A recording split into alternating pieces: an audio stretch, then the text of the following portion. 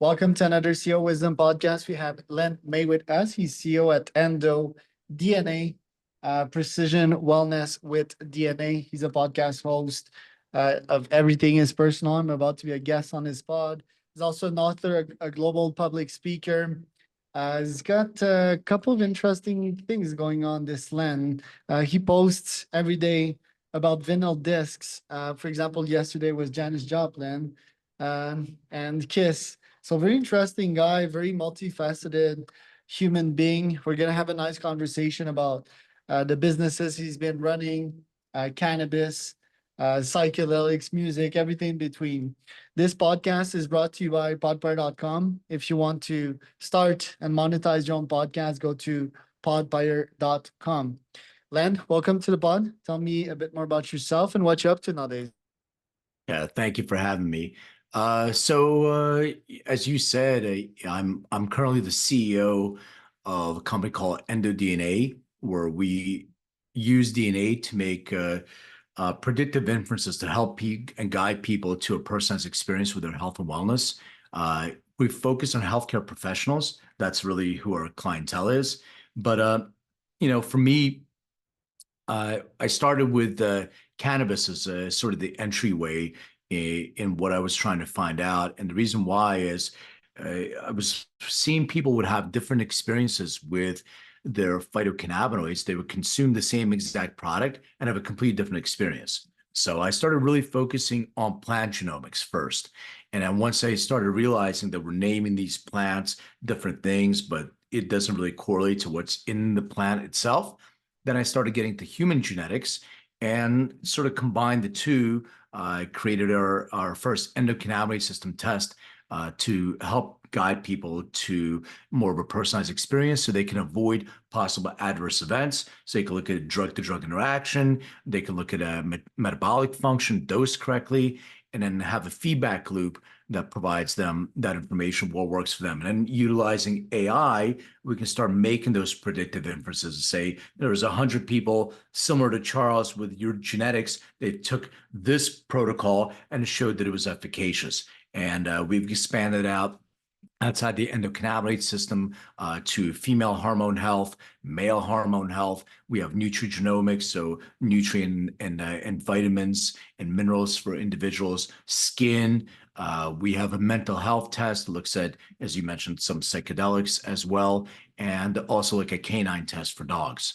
So that's sort of what we do today. And what's your background? You started in PwC. Like, how did you take that direction? Well, I didn't start at PwC. That was my first like corporate job. I went to physical therapy school. So my background is I was diagnosed with attention deficit disorder when I was in my early teens. But I was the kid that would sit in class and all these stories and windows would pop in my head. The teacher would call me and I'd be somewhere else. So they're like, "Oh, well, you have a disorder. Now there's something wrong with you. Let me put you on medication." And that medication really, I can't say it didn't work if you think that working means that you can focus, but it really took away a big part of myself. And so I discovered cannabis as my medicine. And from there was consuming cannabis. I was a very angry kid. I came from a very physically, I mean, it was considered discipline, I guess, but it was a very physically abusive household. And cannabis actually allowed me to do two things. It allowed me to relax and get out of this state of constant anger, and it helped me focus. So my parents would catch me, and then eventually, when I was almost 18, they ended up kicking me out and calling the police to have me arrested. The irony of that, they both consume products that my company has patents on for whatever their health and wellness products. So from there, when I was going to school at Temple University in Philadelphia, in Pennsylvania, in the U.S. I was going for physical therapy school, and I went to physical therapy school. I got a job paying my way through a record store called Tower Records, which doesn't exist anymore. It was the best record store. That's my passion for music, cultivated there as well. And then from there, I opened up an internet company. I exited out of that in probably 96. And then from there, I was doing something with music, and my girlfriend, who's my ex-wife now, she said I have to get a real job. So I went to work for Price Waterhouse before it was PwC.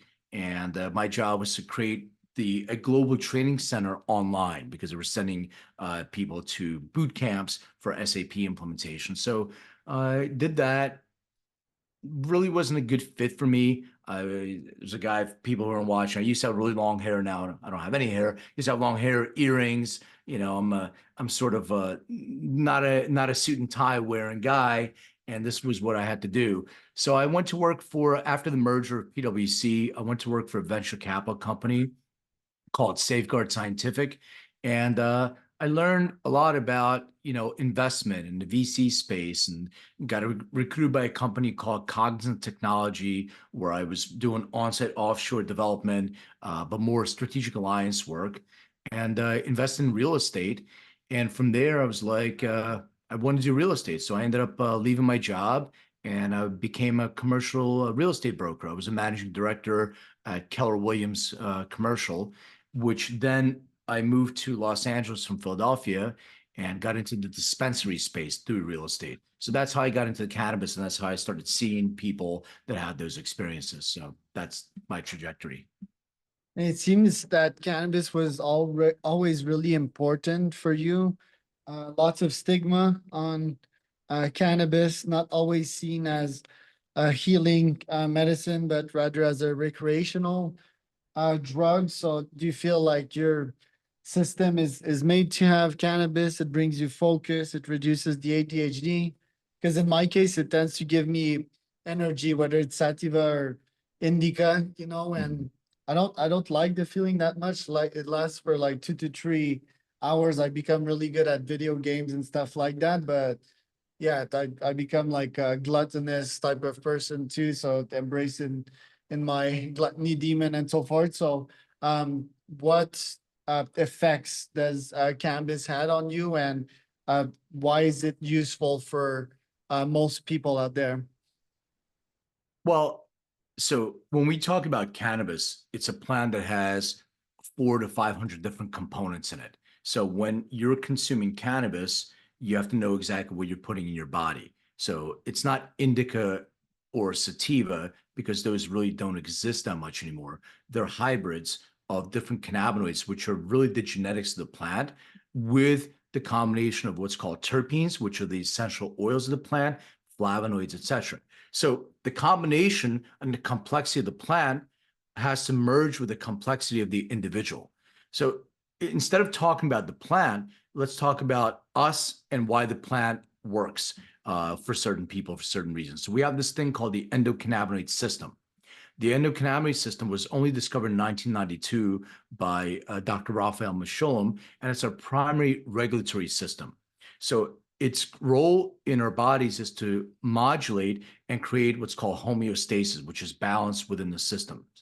And the way that it does that, it gets signals from the other systems, like your endocrine system, your immune system, your digestive system, sends it up the central nervous system, like salmon swimming upstream, and then your brain secretes endogenous, means we produce them ourselves, endogenous endocannabinoids. So the two that it uses are anandamide. The word ananda means bliss in Sanskrit, and also 2-AG. So when we run, we have the runner's high. So part of that is anandamide is being secreted. So if you have a depletion, a natural depletion of anandamide, then by consuming delta-9 THC, which is the psychoactive ingredient in cannabis, it binds to your CB1 receptors, which are located mostly in your brain and your central nervous system, and it secretes anandamide. So where we have these experiences that are individualized and personalized is based on how much of those endogenous endocannabinoids are secreted for us individually. So if we're taking, like, there's a gene called FA, fatty acid amide hydrolase. That gene produces an enzyme that actually metabolizes anandamide.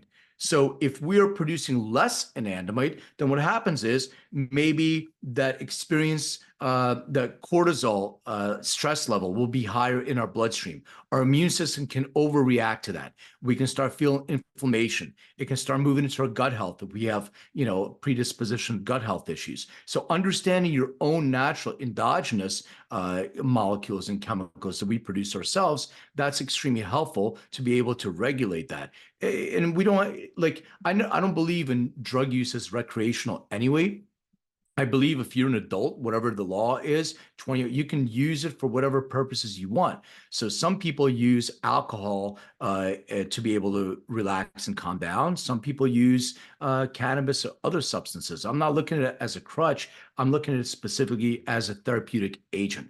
And when you get the right ratio of cannabinoids and terpenes, like there's one called beta caryophyllene, which has an affinity for the CB2 receptor, and it helps to be able to help modulate the immune response along with cannabidiol, CBD. So it helps to reduce inflammation while maybe THC is working as an analgesic to help reduce the feeling of pain or discomfort. So when you find the right ratio, and people have used it for thousands of years, now you can use it as a dose-specific person for a specific purpose. So one can be, well, I want to reduce my stress. Well, for some people, it actually heightens it. Some people say, well, I want to reduce the feeling of pain and inflammation. Well, for some people, it heightens it. So understanding how much, what you take. And then the other thing is how much you take. How do you metabolize? Well, what form are you consuming? So understanding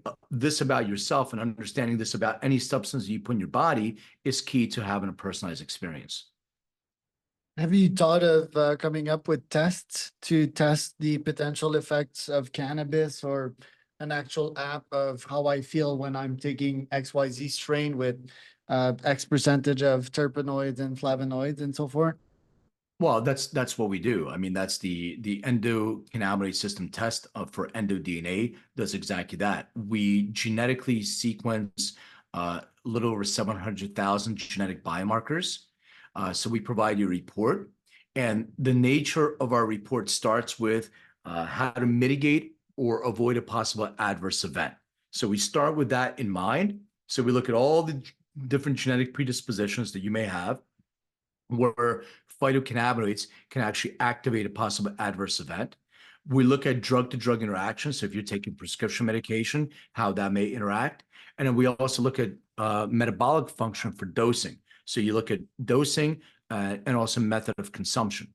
Then from taking all that information, now that you have sort of your ratio where your sweet spot is with your personalized, terpene profile, now we use certificates of analysis from test results from different products, and we run that through an algorithm to show you how closely a product matches a suggested ratio. And then there's an app for feedback loop. How is it working for you? And then it goes up to the cloud. In addition, we use biometric feedback from wearable devices, and all that goes in the cloud, and we can have the AI makes predictive inferences. So yeah, that's exactly what we do with EndoDNA. Right, and your endocannabinoid receptors, you don't necessarily to take cannabis to activate them. Like you said, you can do physical activity and for example, cold baths and saunas to activate it. Yeah, absolutely. Your anandamide levels get fluctuate all day long from different things. I think people get too hung up on cannabis and drugs. I'll use cocaine as an example. No way am I advocating any drug use or illicit drug use, but just so people can understand how it works. When you are taking a substance like cocaine and you're ingesting it, it binds your dopamine receptors and squirts 100 times or more dopamine into your bloodstream from your brain, and blocks the reuptake of that dopamine. So now, once that reuptake happens and that dopamine goes away, your brain sends a signal and says, give me that ligand, give me that substance that actually helps me create dopamine. So your dependence and your signaling is not for the cocaine, it's for the dopamine, because that's where we get that stimulation from. So as you were talking about video games, for instance, and this has to do with back to cannabis as well. So me having ADD, or however you want to say ADHD, or I don't believe it is a disorder. I believe it is a superpower. But for some people because it's very difficult to hyper focus because we have a depletion of dopamine. And we have a depletion of dopamine. Our brain is always looking for a dopamine squirt. Video game designers design video games with that in mind. So people can sit and get that dopamine going for 8 hours or 20 hours, whatever it is.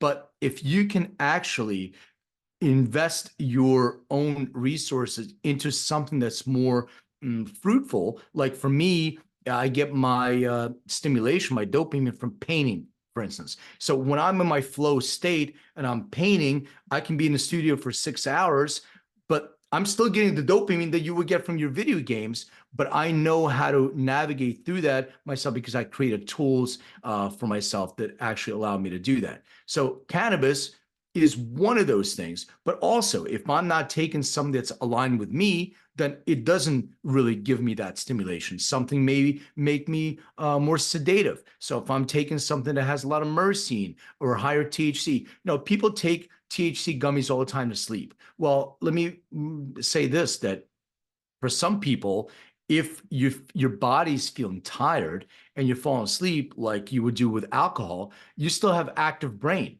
So by taking all that THC, your brain is still active and you're not getting your restful theta delta sleep. You're not getting your REM. You may get your 8 hours of sleep, but it's the quality of sleep that you're getting. So like everything else, you have to personalize your experience. I'm guessing most of your customers come to you for the right cannabis diagnosis. You know that in Canada it's been legalized in some part of the states as well. Do you feel that market is growing? Do you feel people are opening up to cannabis and seeing the medicinal benefits of it? Well, I think that the only way that we're going to get out of the dark ages of relieving the stigma is when we look at it as a medical and therapeutic product. I think Canada made a lot of mistakes, and I think what they did was to try to create a system of taxation so they can get revenue coming in without understanding that you have to regulate this in a way that it is actually a therapeutic substance. Because the way that it works in Canada now, without all the advertising, without all the marketing, without actually creating information on labels like you would with any supplement that you would take in your body. Now people are looking for higher THC. Well, if I'm getting 30% THC, it must be better, more cost effective than something that's 15% THC. And it doesn't work that way. You're not educating the consumer. And we, as responsible people in the industry, or we're sort of not in the industry, we're adjunct to the industry, but it's our job to be able to conduct research and provide that research so the governments can start creating laws around that. And we are in the middle of 10 clinical trials. We're in a phase 2 clinical trial with Harvard. We're published from PubMed. We have 5 with Wayne State in the US. We have 3 in CHUM in Montreal, as a matter of fact. So this is something that we are very, very focused on, is to work with the medical professionals, with the pharmaceutical industry, to make sure that we are treating this product, whether it's a medicine, maybe, and it is a medicine because there's FDA approved products for childhood, epilepsy or Dravet syndrome, etc. But it's also a nutraceutical. Like what other substance can you go in like to a pharmacy or a vitamin shop and say, okay, I'm going to get this and I'm going to go to another vitamin shop and it's going to look different? I don't understand that. So without having regulations around that, that becomes the challenge. If I'm a consumer, I want to buy my supplement in California, and then when I go to Florida and I go to the same store and buy the supplement, it needs to be the same. So we need regulation as far as labeling, as far as product consistency, and the only way to do that is a federal system. In Canada, there's a federal system that actually is failing the consumer because it's not doing that. What it can do is create this system of testing, the regulations on labs for testing, and what is supposed to be on the label. It should be written as a nutraceutical product with consistency no matter where I get it.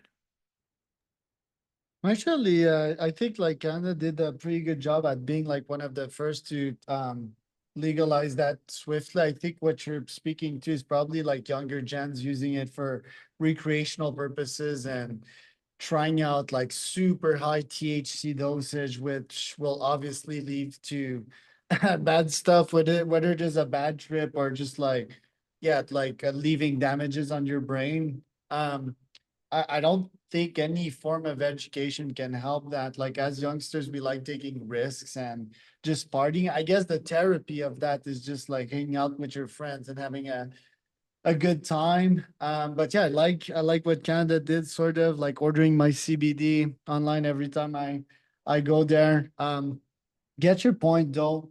What I want to speak to is that in this industry, it seems that there's a lot of vipers as well, like people that have usually used weed like recreationally and don't have much neurons left and are trying to make a business out of it and using like old practices like dealing drugs on the street and trying to get rich quick off marijuana.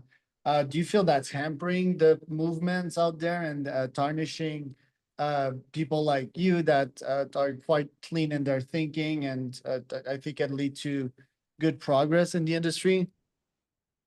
Yeah, and we're not just we don't just have a cannabis test, but since we're talking about this, I want to make a point that when governments create a structure that doesn't allow the business owner to generate profit and separates them, like in the US, we have something called 280E, where you can't write off if you have a cannabis business, you can't write off normal expenses of a business like any other business. So not only are you getting taxed 2 to 3 times more than any other goods, including excise taxes, etc., what you're doing is you're promoting the black market.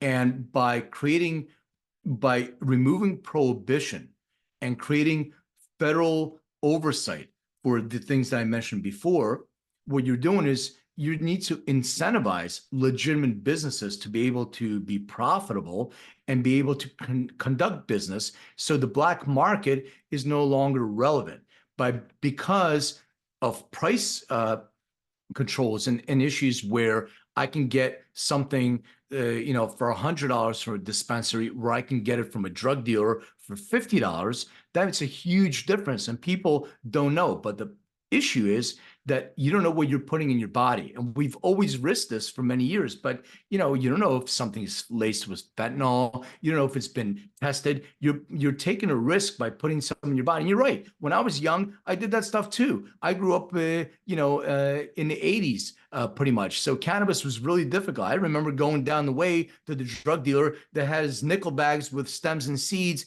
in his tennis ball and would cut it open and give you those nickel bags of weed where we actually separated the stems and seeds from. So, people went to jail for this, but now we have a different system. We're still in the dark ages, and we have to wake up and say that we need to provide the ability for people that are legitimately in this industry, legitimately in this business, to be able to operate business like any other business and not treat them differently. Now, what's next for you and the business this year? What are your goals in the next couple months? So we're finalizing our Series B raise for EndoDNA, and it's going to be a platform that uses AI to generate dynamic DNA tests with a feedback loop mechanism on the fly. So we have our menopause biotype test right now, which is actually helping a lot of women, and by the way, men as well that are with these women, to help them navigate through the challenges of perimenopause, menopause, and postmenopause. So by looking at your genetic predisposition, you can actually mitigate the expression of some of these adverse effects. Like some women are prone to hot flash severity or weight gain or pain. So you can optimize that through hormone optimization, personalized supplementation, nutrients, and maybe things like CBD as well. So that the male hormone report, like some of the ones I mentioned before. So completing the build of our dynamic platform with AI, with a full feedback loop, and being able to allow healthcare professionals to personally guide their patients using our patented genetic platform, and then getting that feedback for more personalized precision wellness across the board. So that's what's coming up this year. Love it, Len. Thank you so much. Where can people find out more about you? They can go to endodna.com. I'm on all the social platforms. Instagram and X is at Len May DNA, LenMay DNA. I'm on LinkedIn under Len May. Uh, YouTube, I have my podcast. It's Everything is Personal, but you can reach out to me on any platform. Pretty responsive. And if you want to get the book, it's called Making Cannabis Personal. It's available on Amazon.